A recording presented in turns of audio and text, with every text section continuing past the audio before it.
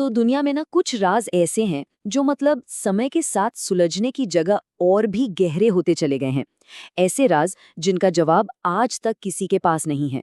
सोचिए, एक ऐसी किताब जिसे कोई पढ़ ही नहीं सकता, या रेगिस्तान में बनी वो विशाल आकृतियां जो सिर्फ आसमान से ही दिखती हैं।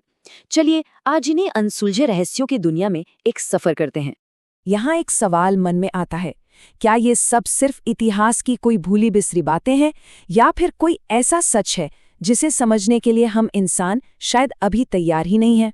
आज हम एक ऐसे ही सफर पर निकलने वाले हैं जहां हम दुनिया के कुछ सबसे बड़े रहस्यों से पर्दा उठाने की कोशिश करेंगे।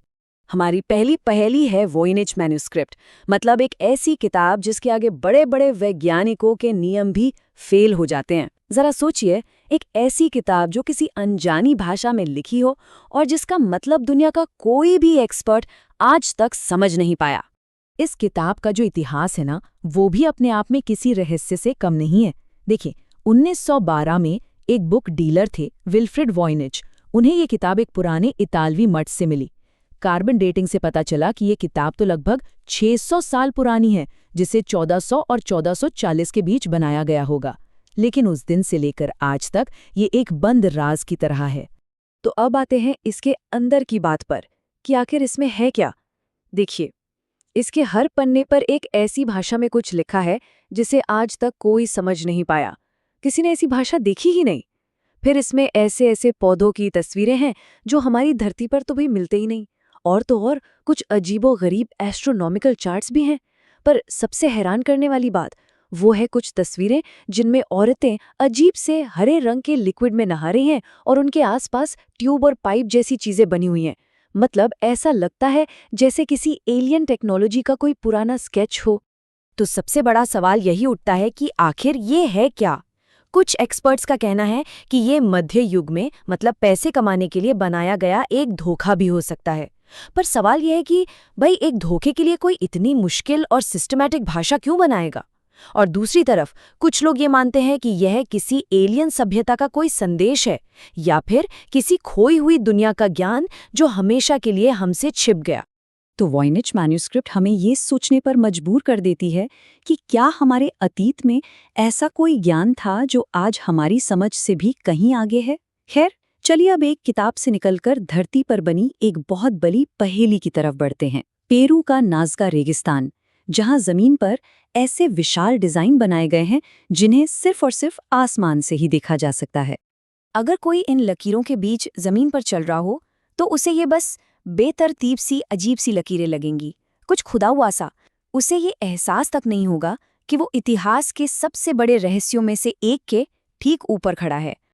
लेकिन जब 1930 के दशक में पहली बार हवाई जहाज़ों ने इस रेगिस्तान के ऊपर से उड़ान भरी, तो एक ऐसी चीज सामने आई जिसने सबको हैरान कर दिया। नीचे जमीन पर तो एक पूरी की पूरी आर्ट गैलरी बनी हुई थी। जरा सोचिए, वहां क्या था? 300 से भी ज्यादा विशाल आकृतियां, जिनमें एक बंदर, एक बहुत बड़ी मकड़ी और एक एकदम परफेक्ट हमिंग बर्ड तक शामिल हैं।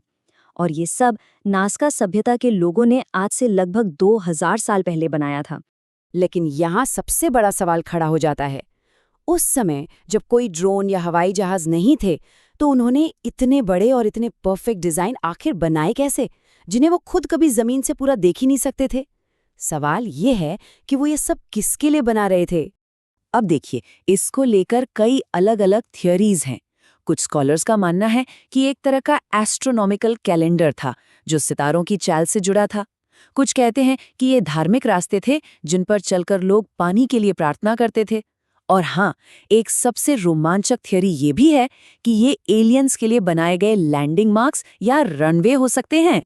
ये लकीरें सिर्फ पत्थर पर नहीं, बल्कि हमारे इतिहास की समझ पर भी एक बड़ा सवालिया निशान लगाती हैं। चलिए अब एक ऐसे ही अगले रहस्य की ओर बढ़ते हैं जो हमें समुद्र की गहराइयों में मिला। एक ऐसी मशीन जो अपने समय से हजारों साल आगे की लगती है। इसका नाम है एंटीकिथेरा मैकेनिज्म। ये डिवाइस 2000 साल पुराना है। जी हाँ, पूरे 2000 साल। जब इसे 1901 में एक डूबे हुए जहाज के मलबे से निकाला गया था, तब किसी को यह अंदाजा भी नहीं था कि ये चीज मानव इतिहास की पूरी समझ को चुनौती देने वाली है। जब इस पर रिसर्च हुई तो पता चला कि ये कोई मामूली मशीन नहीं बल्कि एक तरह का एनालॉग कंप्यूटर था। इसके अंदर कांस्य के बने 37 छोटे छोटे गियर एक दूसरे से जुड़े हुए थे। ये मशीन सूरज, चांद और ग्रहों की सटीक पोजीशन बता सकती थी, ग्रहण कब लगेगा इसकी भविष्यवाणी कर सकती थी, और तो और ओलंपिक खेलों की तारीखें भी ट्रैक कर सकती थी। और यही तो सबसे बड़ा सवाल है ना, कि अगर सोचिए 2000 साल पहले इतनी एडवांस टेक्नोलॉजी थी तो वो गई कहाँ? मतलब अचानक इतिहास से गायब कैसे हो गई? बाकी दुनिया को इसके बारे में पता क्यों नहीं चला? क्या ये ज्ञान सच में खो गया था या फिर जानबूझकर छिपा दिया गया? एंटीकाइथेरा मैकेनिज्म हमें ये याद दिलाता है कि शायद प्राचीन दुनिया उतनी भी सीधी सादी नहीं थी जितनी हम सोचते हैं। हमारी आखिरी पहेली हमें अटलांटिक महासागर के एक बहुत ही बदनाम हिस्से में ले जाती है, जिसे बरमूडा ट्रायंगल या डेविल्स ट्रायंगल भी कहते हैं। एक ऐसी जगह जहां जहाज और हवाई जहाज बिना कोई सुराग छोड़े गायब हो जाते हैं।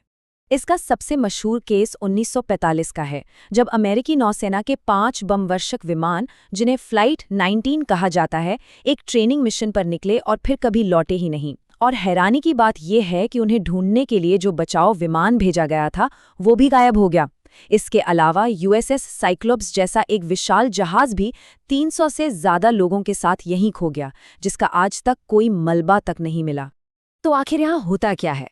देखिए, वैज्ञानिक तौर पर देखें तो कहा जाता है कि यहाँ के चुंबकीय क्षेत्र में गड़बड़ी होती है, या समुद्र तल से अचानक मीथेन गैस निकलती है जो जहाज़ों को डुबो देती है। वहीं दूसरी तरफ कुछ थ्योरीज ये भी कहती हैं कि यहाँ एलियंस का कोई बेस है, या फिर एटलांटिस शहर की कोई प्राचीन टेक्नोलॉजी आज भी काम कर रही है।